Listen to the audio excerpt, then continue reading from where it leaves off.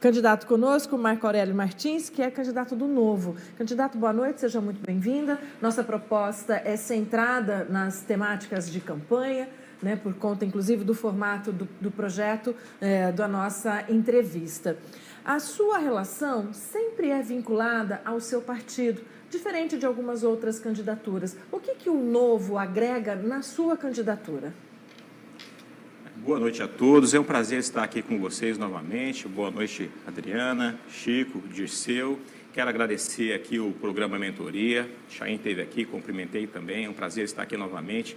Tive a oportunidade de estar aqui outras vezes, fui muito bem recebido, boas conversas e é um momento de troca de informação e conhecer as pessoas e é um momento importante da democracia de Ribeirão Preto. Você comentou sobre o Partido Novo e o Marco Aurélio, né? E essa história é uma história que tem uma identificação praticamente que direta, né? O Partido Novo ele é um partido ideológico, é um partido que tem na sua essência o empreendedorismo, o desenvolvimento da economia, a geração de emprego, a qualidade de vida, o respeito ao dinheiro público e a prosperidade. E são conceitos básicos que só conseguimos desenvolver através de ações políticas. Por isso que o Partido Novo ele foi criado dentro desse contexto para ajudar a transformar a política como ela é, né? Que na sua prática muitas vezes não acontece isso, né? A gente tem percebido ao longo do tempo que a política na sua prática ela se descola muito da gestão. Aliás, se descolou, né? Isso a gente tem mudado esse conceito pelo Brasil e eu acredito que é um momento de transformação também aqui em Ribeirão Preto, para ser mais eficaz e eficiente, porque veja bem, nós sempre ouvimos falar que a gestão pública ela é mais cara, né? Tudo é mais caro na gestão pública. Então, como você é um fornecedor, por exemplo, da prefeitura, o preço que a prefeitura paga do seu produto ou serviço geralmente é mais caro do que se paga no varejo. Qualquer outra empresa aí do setor privado que compra um produto ou serviço paga mais barato, unitariamente falando, do que é oferecido à prefeitura. Porque existe uma instabilidade na gestão, na sua prática da gestão pública, que perdura há anos. E esse paradigma, né, essa quebra de paradigma, como a política o Novo vem transformando. Por quê? As pessoas que ocupam a gestão pública hoje, os políticos de carreira, os tradicionais, os que estão aí, os velhos políticos, a gente fala que é assim, eles trazem consigo pouca bagagem de gestão, mas muita bagagem de dicção, talvez, né, de vocabulário, de convencimento da população, né? Mas quando senta na cadeira para executar, de fato, as políticas públicas, eles se perdem na administração, no planejamento, no equilíbrio das contas e principalmente na sua estrutura, né? A estrutura do que tem para oferecer para as pessoas. Então, hoje, a política ela é composta essencialmente, na sua grande maioria, existem bons políticos que hoje já estão na gestão pública municipal, estadual, pelo Partido Novo, mas na sua essência, a grande maioria são políticos de carreira, né? Aquele que promete muito na sua campanha, coisa que não tem condição de realizar e não tem capacidade de realizar, porque não tem capacidade de gestão. Faz-se aquela articulação toda ali, carregando muitas pessoas para poder vencer as eleições, fazendo promessas que não serão cumpridas, né? E na hora que senta na cadeira, porque tem que cumprir esses acordos políticos, acabam, infelizmente, negligenciando o seu compromisso com a população. O Partido Novo, então, na sua essência, para que você que está em casa entenda, ele não faz coligações, né? Na sua essência, ele não faz coligações, ele trabalha de uma forma individual. Por quê? A gente acredita que para ocupar a gestão pública e para que ela seja eficaz, eficiente, que ela pague mais barato porque ela compra em maior volume do que na iniciativa privada, ela tem que demonstrar eficiência, e aí ela tem credibilidade. E como é que a gente consegue fazer isso?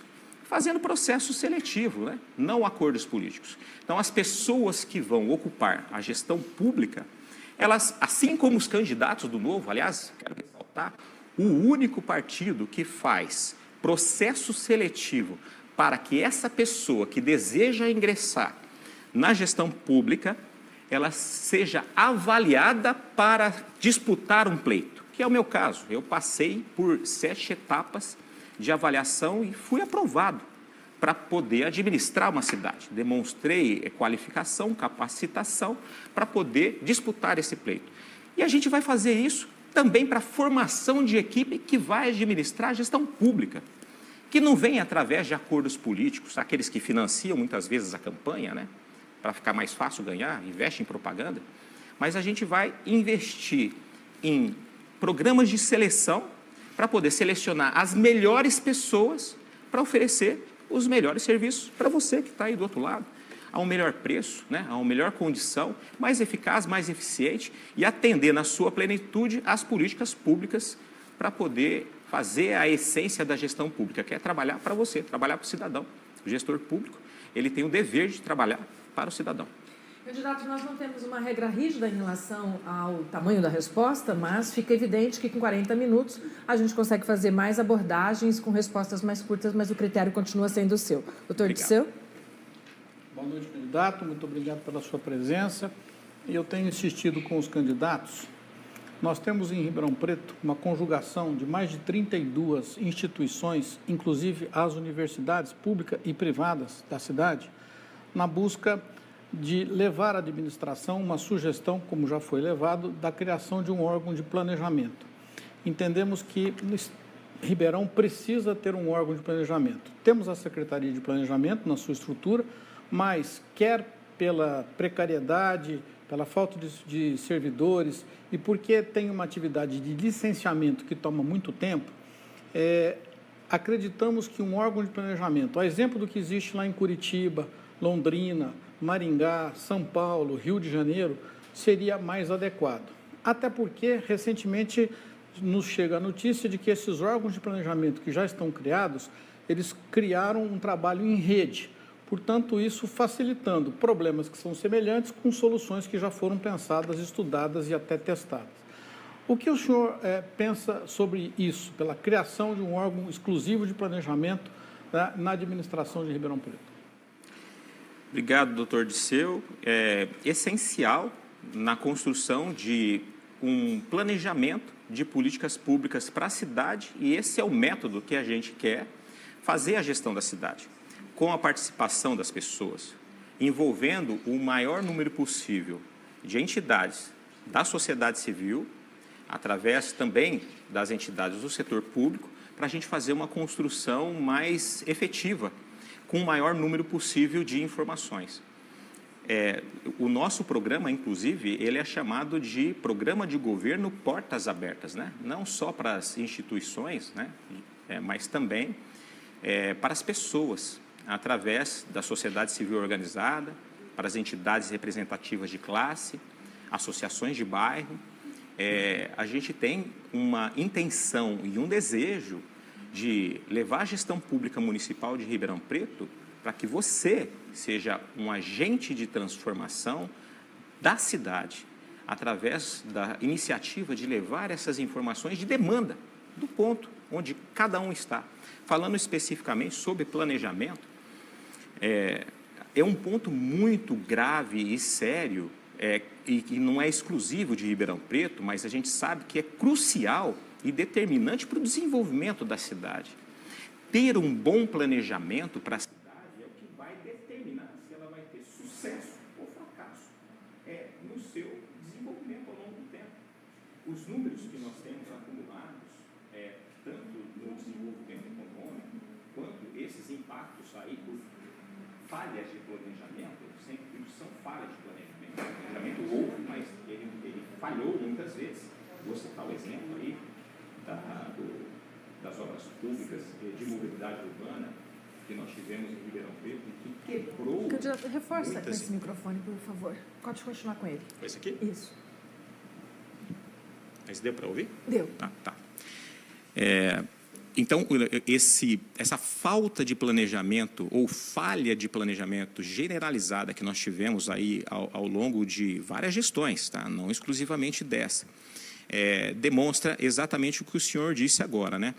Primeiro, uma falta de comunicação com a sociedade, né? Uma integração e comunicação entre as próprias secretarias. Eu tive na Associação de Engenharia, apresentando, inclusive, as nossas propostas aí sobre infraestrutura, planejamento, saneamento, meio ambiente, enfim.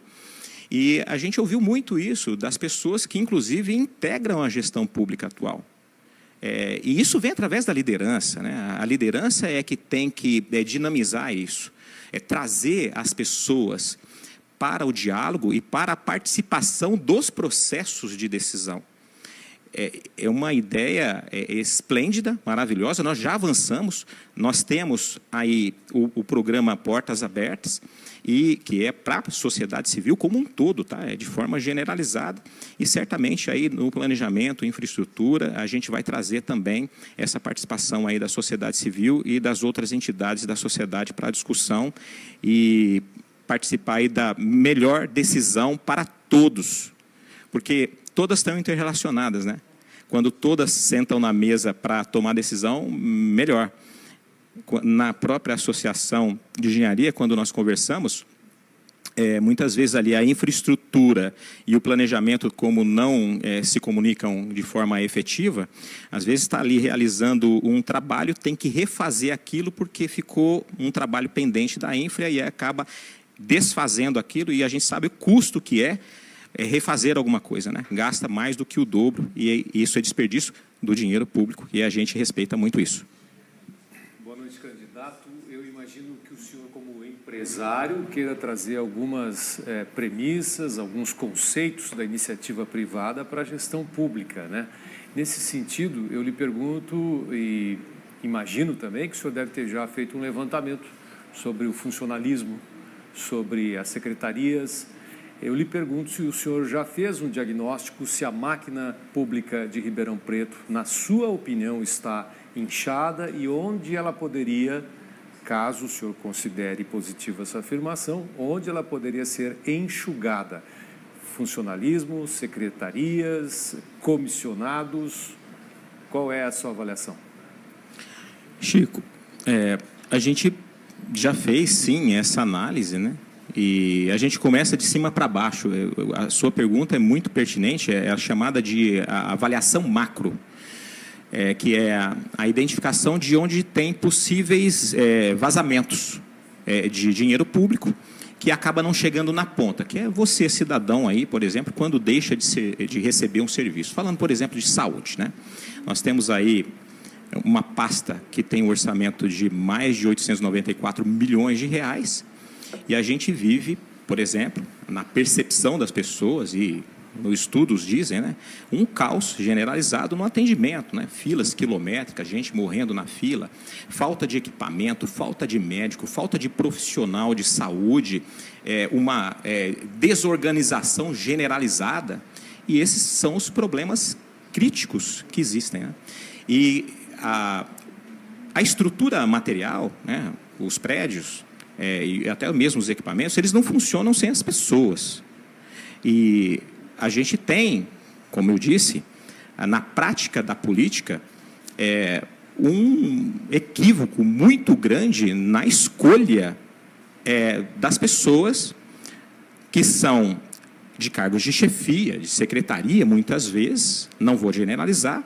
Nós temos excelentes profissionais hoje atuando na gestão pública, quero até mencionar aí, temos muitos servidores excelentes aí que estão na base da gestão pública, servindo muito bem, mas essa camada flutuante aí, ontem eu chamei até dos cabides de emprego, né, que ocupam a gestão pública por cumprimento desses acordos politiqueiros nessa época de campanha, que transformam aquela pasta ou aquele serviço público ineficaz, ineficiente, e esse precisa ser sanado. Esse é o principal, tá?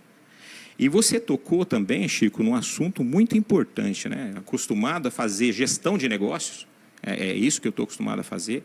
Aliás, desde criança, para quem não sabe, eu quero contar a minha história, mas eu comecei engraxando sapatos, eu vendi frutas de carriola, Depois eu toquei violão na praça, eu fui professor de violão, eu fui mecânico de motos também, até passei na SBS recentemente.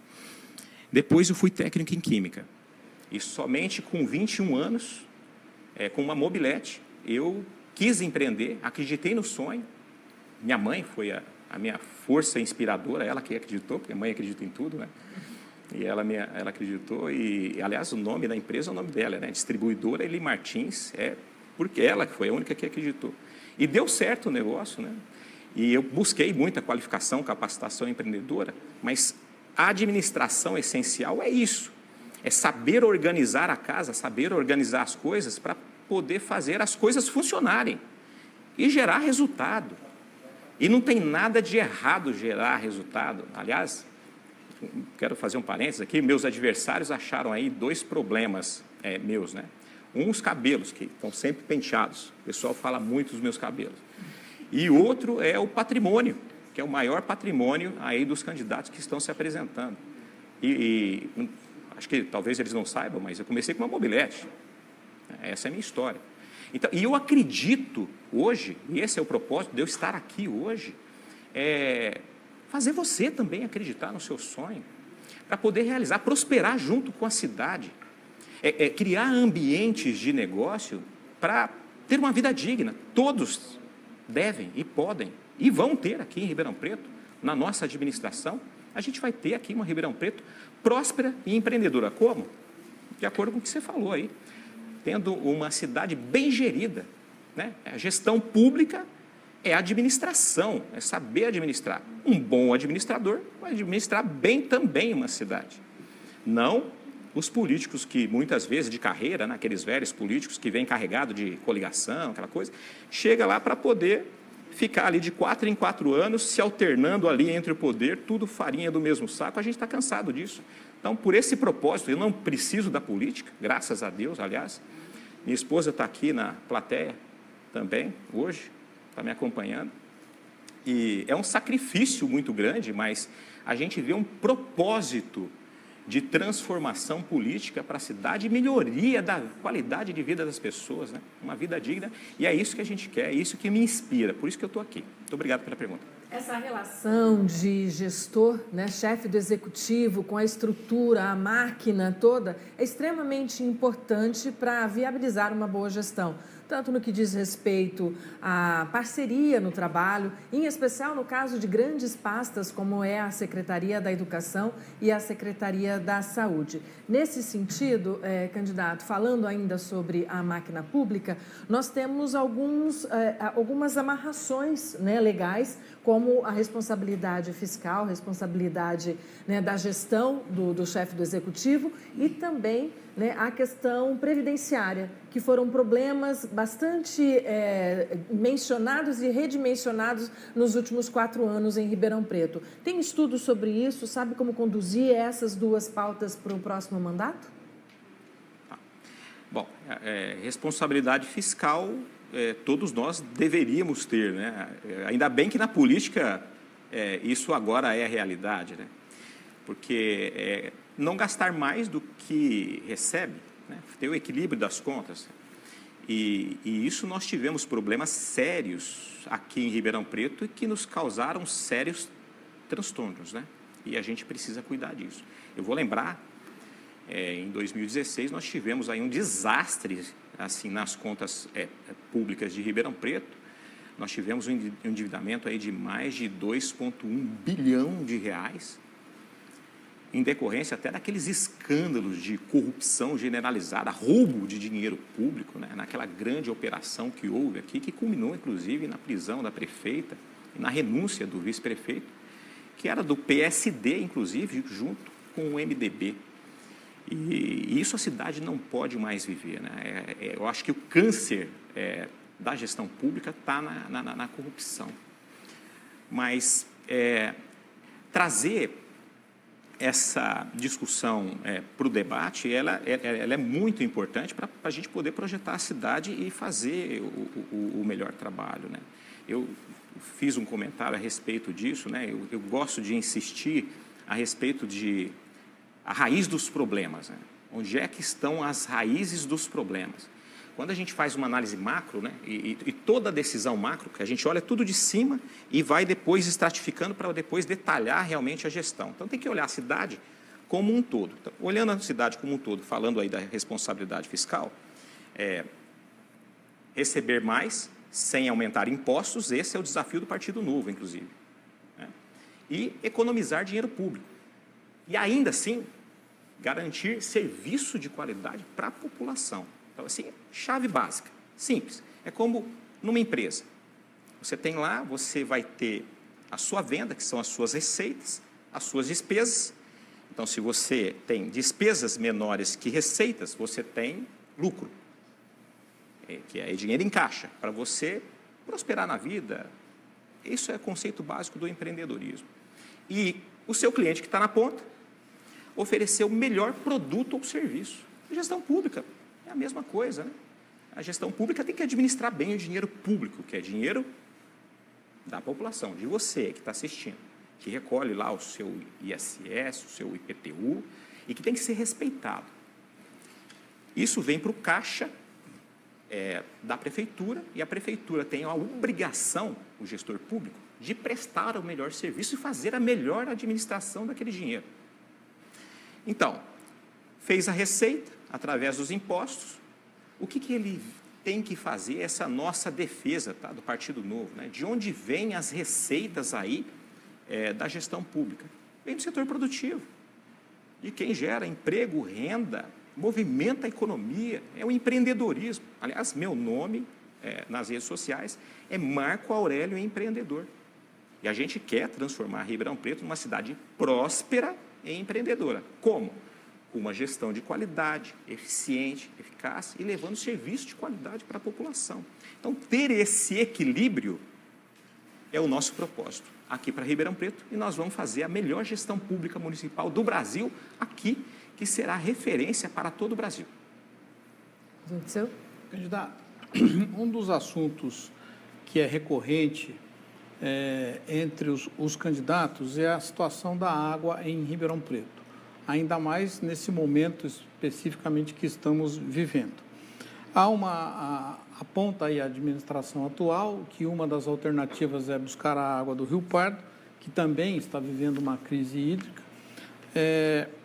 e ligado a esse assunto do abastecimento de água em Ribeirão Preto, temos a situação da extinção do DAERP e a sua transformação numa secretaria. O senhor tem alguma proposta já pensada em relação à questão do abastecimento de água e pretende manter o SAERP, a secretaria, ou voltamos para o DAERP? Tem alguma definição já posta disso? Obrigado, doutor Dirceu. Pergunta muito pertinente e para um momento crítico, né? Toda decisão, doutor, ela passa por ações de curto, médio e longo prazo. Né? Eu tenho andado por toda a cidade, de norte a sul, leste a oeste, periferia, centro da cidade, zona sul, tudo. E nós temos aí um desabastecimento de água generalizado na cidade. Tem pessoas aí sofrendo por dias sem água e que estão tendo aí que ser abastecida por caminhões-pipa de forma emergencial, um caos na cidade. E isso é reflexo, nós conversamos a respeito disso, por uma falha de planejamento.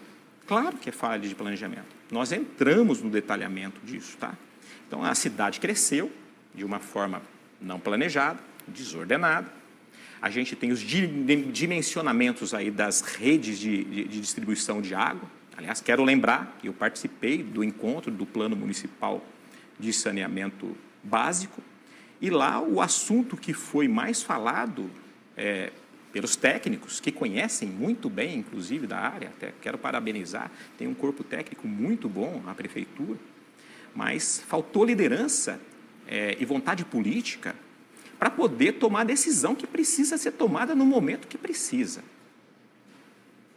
Esse reflexo do abastecimento vem por falhas de planejamento no dimensionamento, por exemplo, dos reservatórios que tem que abastecer a cidade, né? Nas tubulações precárias que se espalham pela cidade. Aí, eu acho que você tem essa informação, mas eu vou repetir para a população.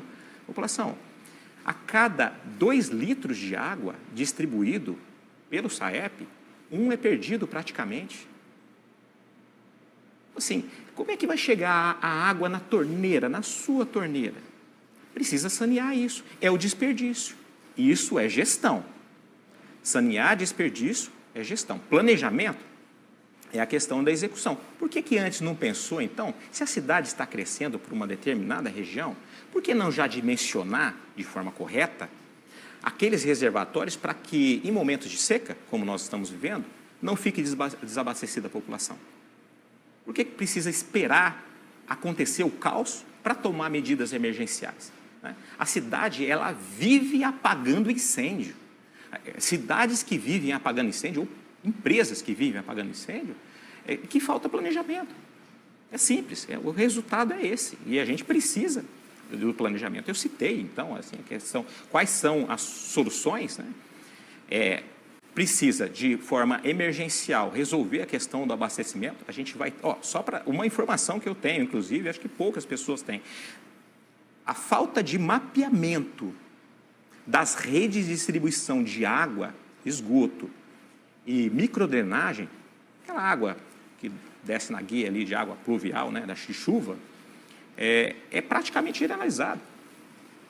Nós temos poucos mapas. Quando acontece algum tipo de reparo que precisa ser feito aí pela SAERP, você que está em casa deve saber disso, chama lá a SAERP, vem o caminhão, rasga ali 4 metros por 4, abre aquele buracão para pegar um pedaço de cano lá e resolver, porque não tem mapeamento. Eu tive ali, recentemente, na Florencio de Abreu, com o Floriano Peixoto, que ali, em um quarteirão, rompeu 5 vezes ali a tubulação de água, na manutenção que estava fazendo ali, no recapeamento, nesse trabalho, inclusive. E pior, tá? Aí eu fui investigar e perguntar, porque a gente só consegue aprender falando com as pessoas, né? O diálogo precisa disso. E lá, falando com as pessoas, eu estava falando com o pessoal do SAERP, falando, não, a gente não sabe onde tem o mapeamento daqui, a esgoto também não sabe, a água, a drenagem também não sabemos, não tem nem plano de manutenção, inclusive, tá? Eu quero deixar claro isso. Não existe um plano de manutenção municipal, nem nas galerias. Aliás, não tem plano para nada de manutenção. Praças públicas, limpeza, zeladoria, não tem nada. Por isso que a cidade fica aí desorganizada desse jeito. Mas o que acontece? Ali, quando rompeu esses canos de água, rompeu o cano de gás. Aí eu perguntei, mas peraí, de gás também não tem? Não, de gás tem. A gente está tudo mapeado, tudo certinho. Ah, mas por que rompeu? Rompeu gás ali, viu? Um perigo de explosão, inclusive. Mas por que rompeu? Não, mas é porque ele não estava de acordo com o projeto. Faltou fiscalização. Mas não tem fiscalização. Assim, é um absurdo a falta de planejamento, a falha de planejamento, a falha de gestão. E aí a gente vem na causa raiz, né? A cidade precisa de um gestor, um administrador, não de um político, ao menos de um radialista ou coisa parecida.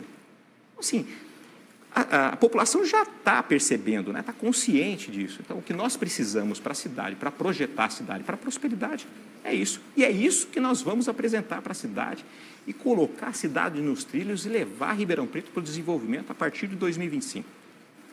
Candidato, eu lembro que na virada do semestre nós conversamos no Larga Brasa, o Morandini estava de férias, né, sobre a questão das moradias de favelas, comunidades. Né? Na ocasião, o senhor se referiu muito a uma linha de pensamento da sua campanha que é o empreendedorismo para resolver. Em resumo, o senhor se referiu ao empreendedorismo para, de certa maneira, resolver parte das questões das favelas e comunidades que não se tem um levantamento muito preciso até hoje, né? Se fala até em 140 comunidades, 50 mil moradores, um número que é incerto, impreciso e varia muito.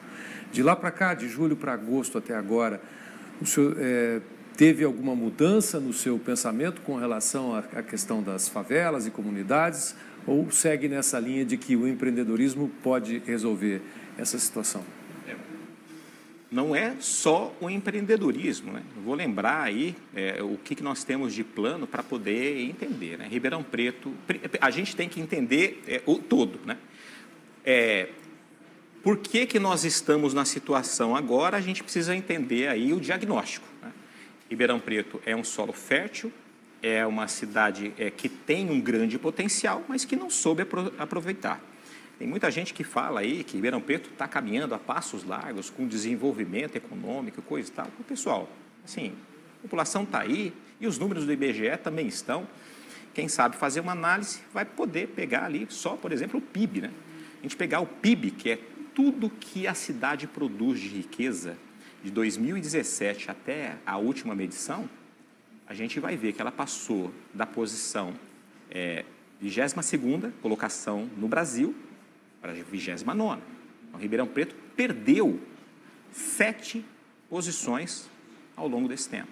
Então, isso não é crescer, isso é encolher frente a outras cidades do Brasil. E é importante isso. Falei também sobre o índice de cidades empreendedoras da Escola Nacional de Administração Pública. E são dados também que estão publicados. Ribeirão Preto deixou de ser um ambiente de negócios. Ali passou da 21ª colocação para a 33ª, né? Então, são 12 posições em um ano. O que significa isso? O ambiente ficou mais hostil para quem quer desenvolver o negócio aqui na cidade. E qualquer negócio, eu quero voltar à informação que a economia ela é movimentada por todos, né? Desde o empreendedor de baixa renda, o microempreendedor individual, a pequena empresa, a média empresa, a grande empresa, é tudo isso que faz a economia. Então, esse é o PIB, é tudo que a cidade produziu. Falando aí das comunidades, por que eu falei disso? Quando a cidade não cresce, ela traz problemas sociais, principalmente se ela não cuida e nem planeja a questão da habitação. Ribeirão Preto ficou parada no desenvolvimento de projetos de habitação, principalmente para baixa renda. Então, a cidade não cresceu. Quando não cresce, não gera riqueza para as pessoas, a população empobreceu, e aí, infelizmente, acontece esse caos social que a gente tem hoje aí. Agora, a solução. Nós temos, sim, na sua essência, e é bom lembrar, tá? Isso é importante. Cidade próspera, sem problemas sociais, é cidade que empreende, é cidade que cresce, com economia forte. Por isso que eu sempre digo, a chave de tudo é a economia. Melhor programa social que existe é o desenvolvimento econômico, a geração de emprego e renda. São as pessoas terem uma vida digna, oportunidade, uma cidade de oportunidade, para ter uma vida digna, para que ela consiga, através do seu trabalho, realizar e prestar o que ela tem de essência e capacitação para oferecer um serviço ou um produto para a sociedade, e tudo isso melhora a vida de todos, é qualidade de vida para todos. Comunidade. Nós temos alguns projetos e que estão relacionados ao empreendedorismo, como, por exemplo, a Favela 3D. O que ela faz? Nessas que são possíveis de regularização, e é importante lembrar que são essas específicas, aproximadamente ali 50% das existentes, dentro da própria estrutura onde aquela comunidade está, há a possibilidade de fazer uma revitalização. Isso a longo prazo, com uma construção e integração com as pessoas, né? Transformar aqueles barracos em uma vida digna, com uma residência padronizada, com água, com saneamento básico, com respeito às pessoas, com identificação, com uma moradia digna, com oportunidade de empreendedorismo, ou seja, até a sua microeconomia, né? Por isso que esses assuntos, eles são muito personalizados, porque é uma cidade grande como Ribeirão Preto, você tem diferenças culturais, inclusive, entre uma comunidade e outra. Então, é importante chamar essas pessoas para fazer essa contribuição, mas precisa partir da iniciativa pública. A ideia para que isso seja viabilizado é o aspecto de liderança, né? Trazer isso para a mesa e chamar as pessoas é o papel do líder, né? Que é o prefeito, e que tem que ter capacidade também de gestão e ter boas pessoas com bons propósitos e que queiram fazer pela cidade, porque amam a cidade. Então, todos esses valores é o que a gente vai trazer para a gestão pública e a gente vai transformar essa cidade. É isso que a gente vai fazer, inovação. Secretário, a gente está a 5 minutos do término do nosso tempo de 40 minutos. Quero deixar uma última pergunta e o senhor já pode fazer o encerramento. A educação passa por essa vida digna e a boa qualidade. A gente sabe que Ribeirão Preto avançou no que diz respeito à infraestrutura, mas não conseguiu entregar resultados no que diz respeito às aprendizagens. Alguma estratégia para reverter essa realidade?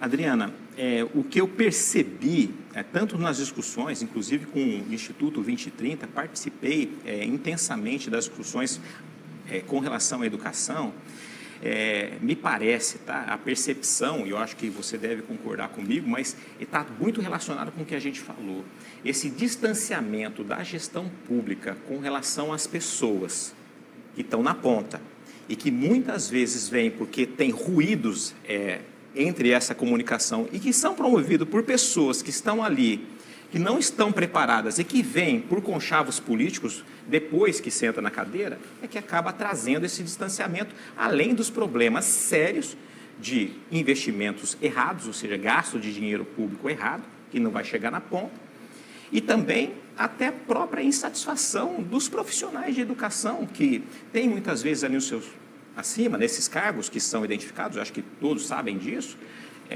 se sentem desmotivados. Então, a gente tem que trazer essas pessoas ali, primeiro, por reconhecimento, qualificação, capacitação do profissional de educação e, por que não, os grupos ali